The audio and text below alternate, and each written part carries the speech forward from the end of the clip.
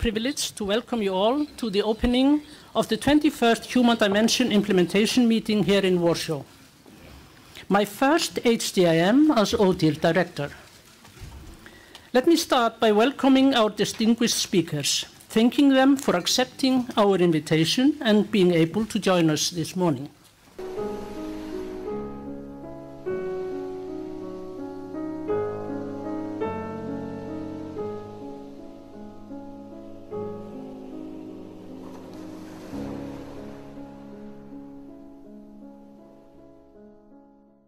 Welcome to working session 6 of this Human Dimension Implementation meeting.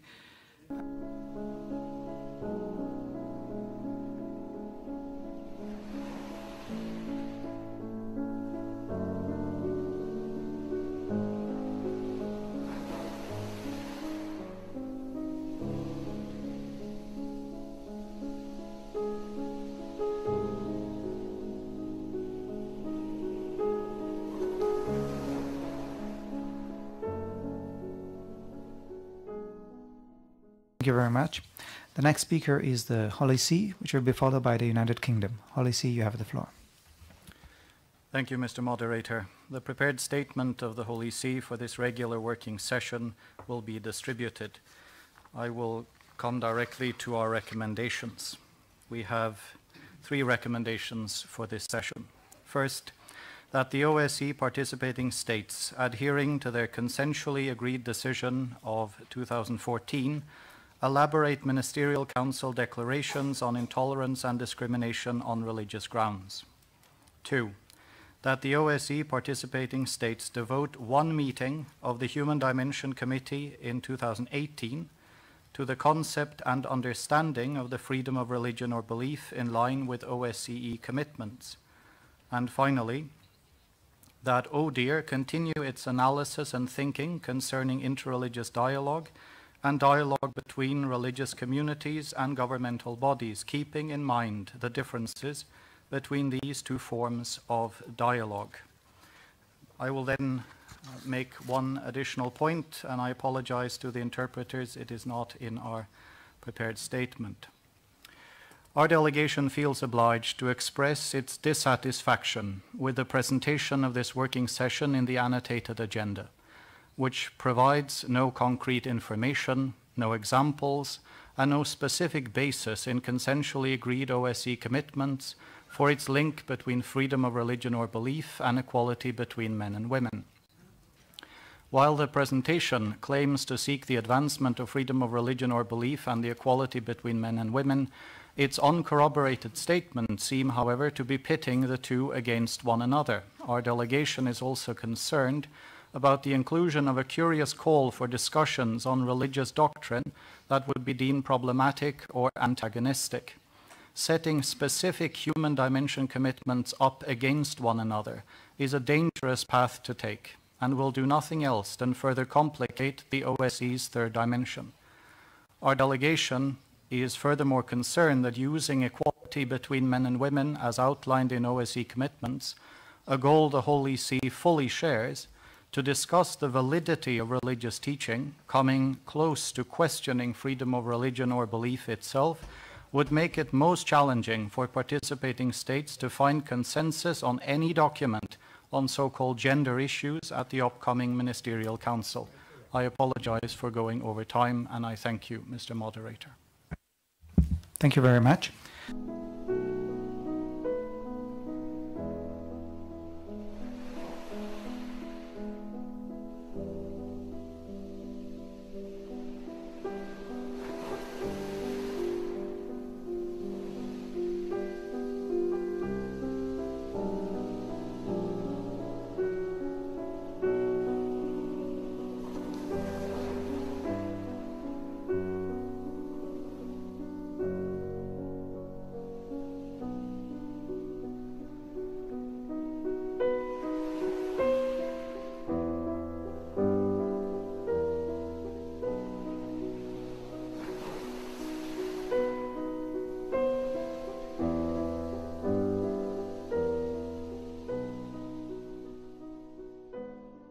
The next speaker is the United Kingdom, followed by the All-Russian Public Organization Russian Association of Protection of Religious Freedom. United Kingdom, you have the floor. Thank you, Mr. Moderator, and I'd like first to also thank the two introducers for their excellent, interesting and thought-provoking introductions to this session. I listened attentively and I think you were very good. We fully align with the statement delivered by the Netherlands on behalf of the European Union and its member states, and would like to make a few remarks in our national capacity. The UK is committed to promoting and protecting all human rights, including freedom of thought, conscience, religion or belief, and gender equality. They remain a key part of the UK's wider human rights work and are part of our programme of work as Chair of the Human Dimension Committee this year. Our next meeting will be on freedom of religion or belief. We continue to speak out publicly and privately when we see changes in laws and practices that discriminate against individuals on the basis of their religion or belief, and to raise cases of persecution in individual countries. For example, in response to Russia's Supreme Court ruling banning Jehovah's Witnesses as so-called extremists. The UK will stand up not just against persecution, but to secure full respect for the human rights of members of minority and majority communities, including religious communities around the world. We must continue to promote inclusion, integration and tolerance so that we can protect freedom of religion or belief. As we just mentioned, in parts of the OSCE region, we've witnessed attempts to justify limitations on the freedom to manifest religion on the basis of combating extremism. We believe in the opposite, that promoting respect for freedom of thought, conscience, religion or belief is essential to countering violent extremism. Societies that guarantee freedom of religion or belief are stronger, fairer and more confident. The Universal Declaration of Human Rights recognises the inherent dignity of the human and the equal and inalienable rights of all members of the human family. This applies to us all. It is important that all states and all religious practices support that. Thank you.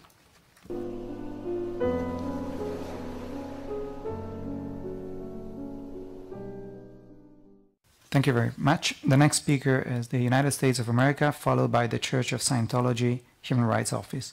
United States of America, you have the floor. Thank you, Moderator. My remarks will address concerns affecting a number of faiths. This afternoon we will discuss anti-Semitism and anti-Muslim bias. Freedom of religion is a foundational principle of the United States, and we are committed to promoting and defending religious freedom worldwide. We and our coalition partners are determined to defeat ISIS, which is responsible for genocide of Yazidis, Christians, and Shia Muslims. We all need to redouble our efforts to help those communities reestablish themselves in their traditional areas. Russia privileges some religious denominations over others, prosecutes people for missionary activity, and misuses anti-terrorism laws to suppress religious freedom. Most recently, the Supreme Court of Russia banned the Jehovah's Witnesses as an extremist organization, prohibiting their activity and enabling the government to act against them with impunity. Proposed legislation in Kazakhstan would severely restrict religious education discussions in literature. Protestants, Jehovah's Witnesses, and some minority Muslim groups already experience religious repression. Some participating states continue to use security concerns as a pretext for failing to respect freedom of religion. My government has designated Tajikistan, Turkmenistan, and Uzbekistan as countries that commit gross violations of human rights against religious activists. In Tajikistan, the government restricts children and women from attending religious services. In April, authorities arrested Protestant pastor Komatov for inciting religious hatred by singing songs deemed extremist. In Turkmenistan, religious groups encounter obstacles to registration. Members of religious minorities, including unregistered Protestants, Jehovah's Witnesses, and Muslims deemed extremists.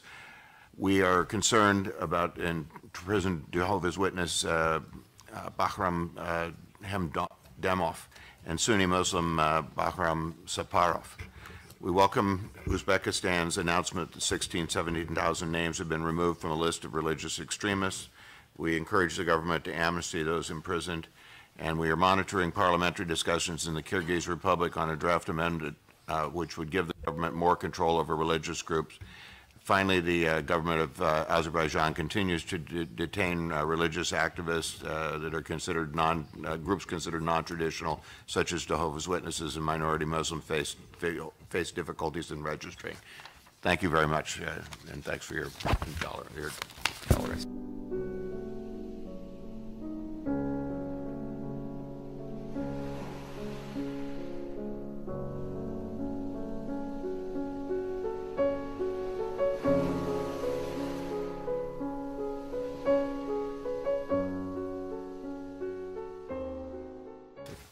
Thank you very much. The next speaker is the Church of Scientologists Human Rights Office, followed by Pax Europa, Church of Scientology Human Rights Office. You have the floor. Thank you very much, Mr. Moderator, and to all the attendees. First of all, as the Director General of the European Office Human Rights for the Church of Scientology, I would like to commend countries like Spain, Portugal, UK, Sweden, US, Canada, Italy, and Holland for their advancements every year on the fight of religious freedom. And I call upon all of them and the rest of the member states of the OSCE for an outspoken standing up against religious discrimination.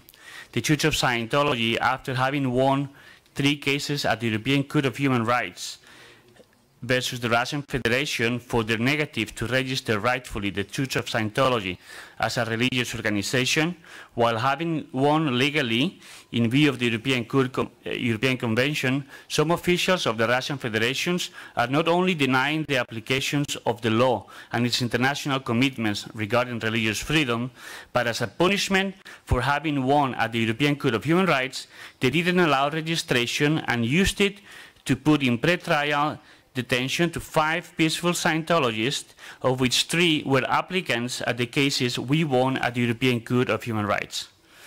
Russia should really separate church from state, should stop hypocrisy, and should stop any biased and corrupt application of a law that is meant to protect people and give security, but instead is being mainly used as a witch hunt, not only against Scientologists, but against Jehovah's Witnesses, against Mormons, Presbyterians, and many other minority Christians and others.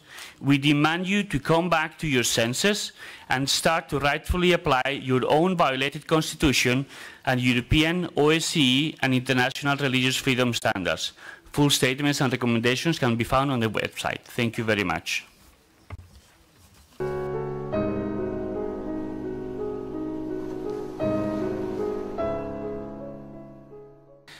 The next speaker is Canada, followed by France. Canada, you have the floor. Thank you, Mr. Moderator. Canada strongly encourages all countries to work together to respect, protect, and advance the right to freedom of religion or belief for members of all faith and belief traditions around the world. We must be willing to stand up to the growing discrimination and xenophobia facing many of these communities. With the advent, growing use, and popularity of social media, this is an issue that now affects the world online as well as offline. And we recognize that Canada, like all OSCE participating states, is not immune to this challenge. Regretfully, hateful messages and the targeting of individuals on the basis of religion or belief can now take place on digital platforms with real-world consequences. A 2017 Pew Research study demonstrates that more than half of all countries globally have experienced increases in government restrictions on religion or belief. Unfortunately, this includes 7 OSCE participating states that rank as having very high government restrictions on exercising the right to freedom of religion or belief, while another 5 were found to have high restrictions.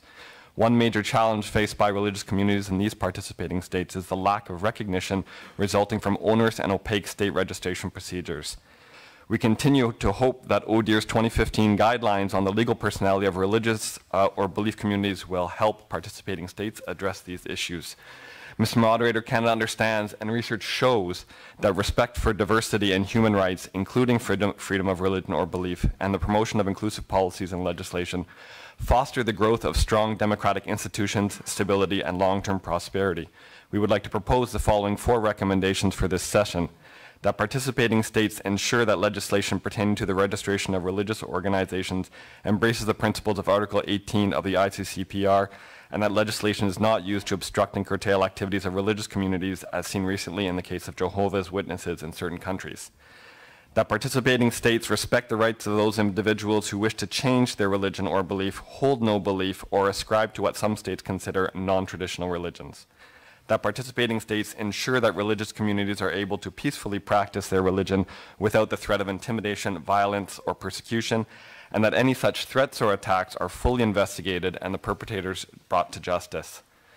And that participating states cooperate and work closely with ODIHR's human rights and tolerance and non-discrimination departments to benefit from their expertise and experience so as to foster the implementation of their OSCE commitments on freedom of thought, conscience, religion, or belief, as well as combat hate crimes and discrimination on the basis of religion. Thank you.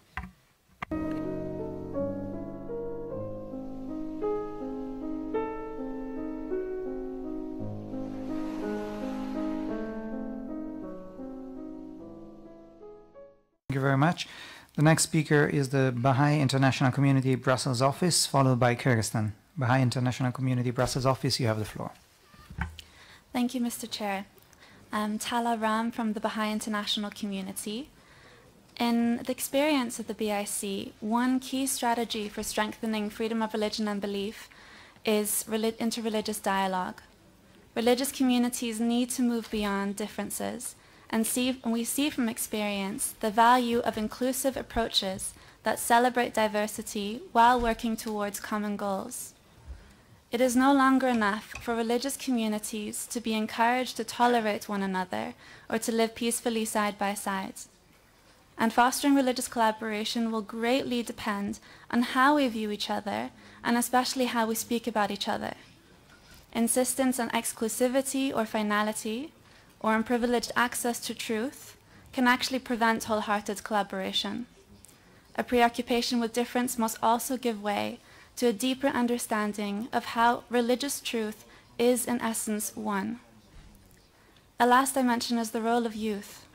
How can the example of young people from different backgrounds and religions practically collaborating in community-building processes at the nexus of communication, dialogue, and action be an example that is both strongly supported and instructive?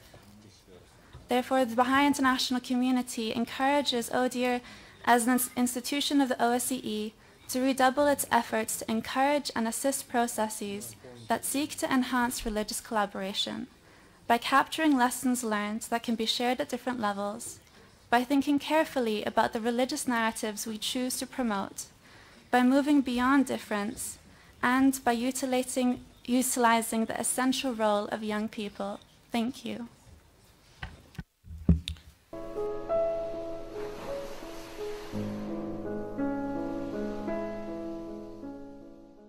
Is the All Faiths Network, followed by the European Federation for Freedom of Belief. All Faiths Network, you have the floor.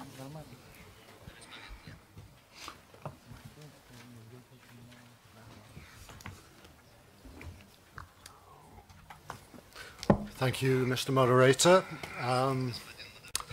All Faiths Network is an interfaith network. Today I'm speaking on Russia.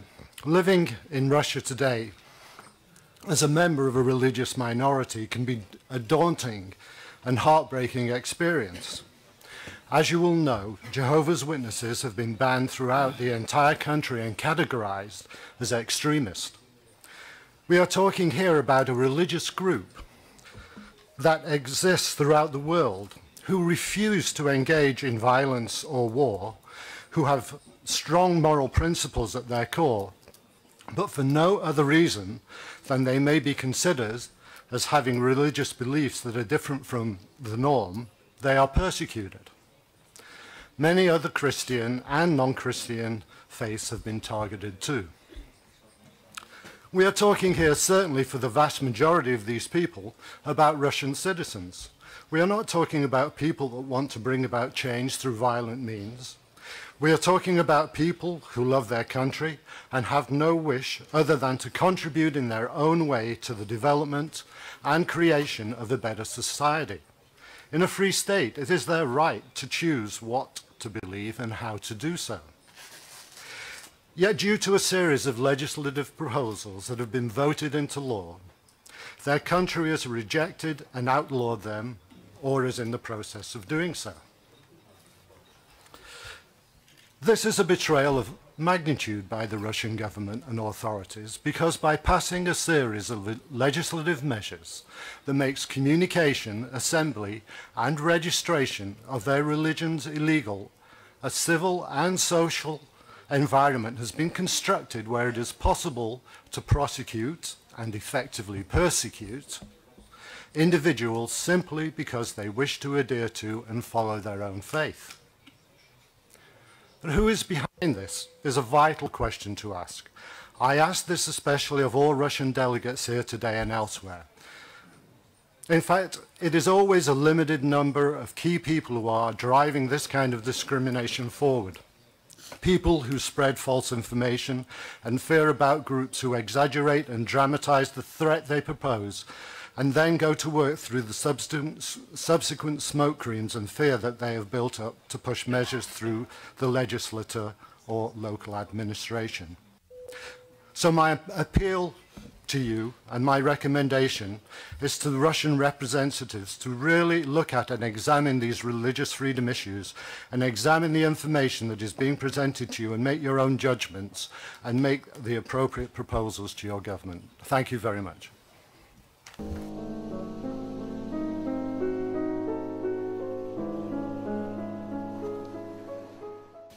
Thank you very much. The next speaker is the European Federation for Freedom of Belief, followed by Young Citizen Enlightenment Public Unit. European Federation for Freedom of Belief, you have the floor. Thank you, Mr. Moderator. Good afternoon. I'm Alessandro Micarelli. I'm a human rights lawyer practicing law in London, and I specialize in freedom of belief. Today I represent the European Federation for Freedom of Belief. I can say that as a secular organization, we advocate for the human rights and specifically the freedom of belief of all groups and individuals, whether they belong to traditional religions or non-traditional religions, and whether or not they believe. This includes the non-believers, the atheists, the agnostics, and this is perfectly in line with the European legislation in this field. Today I will very briefly address three main points, which are basically the problem of shutting down religious communities by declaring them outlaw, the necessary neutrality of states when dealing with the religious matters, and the need, in our view, to represent religious minorities along with the Jewish, Muslim and Christian minorities also at the OSCE. Regarding the shutting down of religious groups by declaring them outlaw, we have seen across Europe over the last few years many attempts and actually bills being adopted against specific groups or generally with the aim of restricting religious freedom of some groups. This has happened in France, in Austria and in other countries. There are indeed some anti-religious groups that carry out activities specifically against some minority groups, and this might have caused the recent shutting down of Jehovah's Witnesses in Russia. We advocate for total neutrality of states when dealing with religious matters. As I said, we think that the OSCE should consider to have representatives of other minority groups along with the Jews, the Christians and the Muslims. And in conclusion, we can say that as a lobbying group, FOB, the European Federation for Freedom of Belief, calls on all member states to carry out all the activities and policies which the OSCE also has expressed in several documents since 1975 with the Helsinki Declaration. Basically, all states should fully implement the international commitment to respect freedom of belief for all individuals. Thank you very much.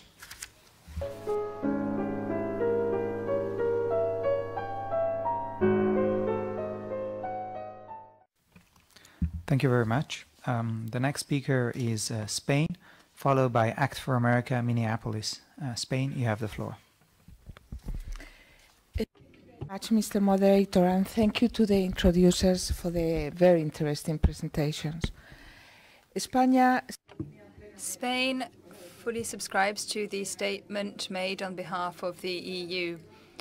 But given how important this topic is, in my national capacity, I would like to underline that my country sets great store by promoting protecting religious diversity and freedom of belief, as can be seen through our solid stance in many fora.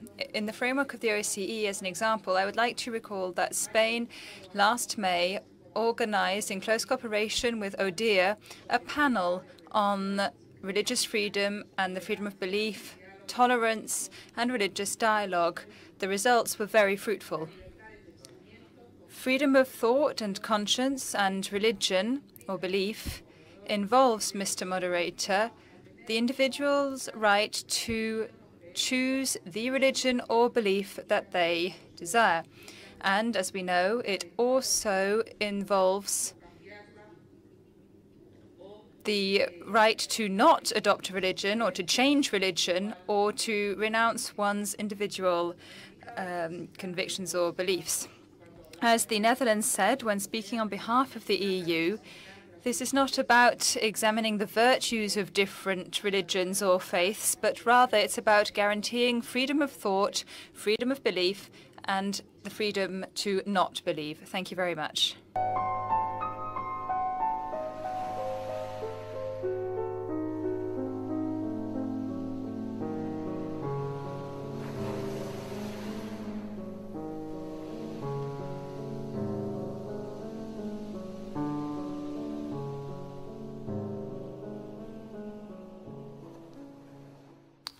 Thank you very much. The next speaker is the Russian Federation, followed by Armenia. The Russian Federation, you have the floor.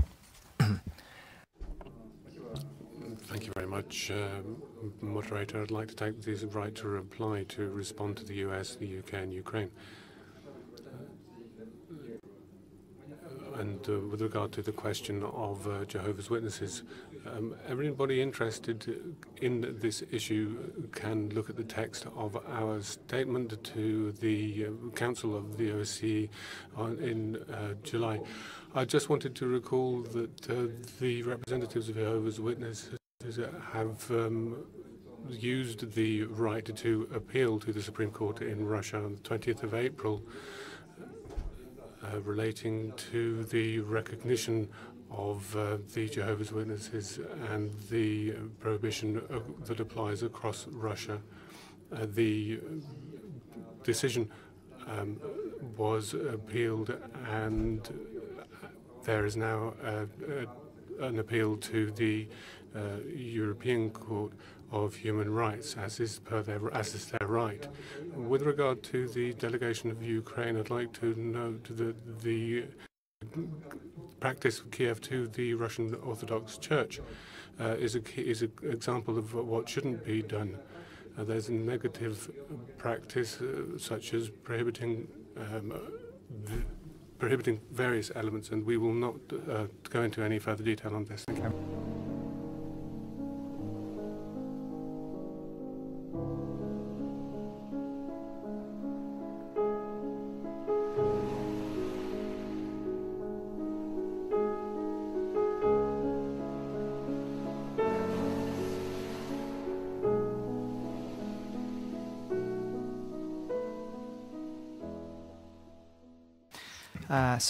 This is concluding our working session.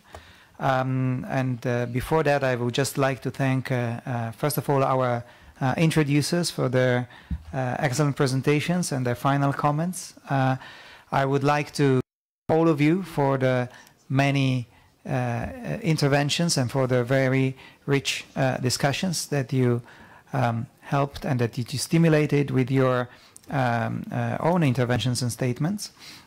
I would like to thank our interpreters for their work in facilitating communication among us.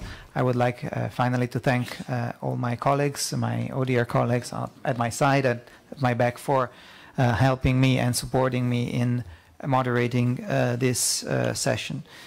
For the next session, please note that the list of speakers is open 1 hour before the session starts, and participants are advised to arrive early, as when we reach the limit of 50, the list is closed.